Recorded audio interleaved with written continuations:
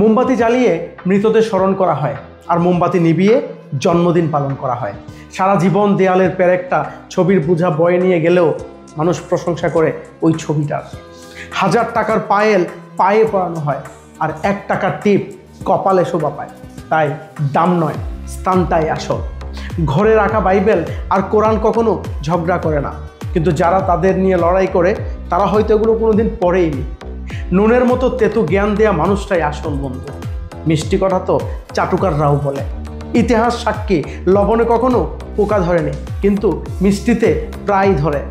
ভালো রাস্তায় খুব কম মানুষ যাতায়াত করে, আর খারাপ রাস্তায় সবার ভিড় থাকে। এজন্য মদ বিক্রেতাকে কোথাও যেতে হয় না, দুধওয়ালাকে দাঁড়ে দাঁড়ে ঘুরতে হয়।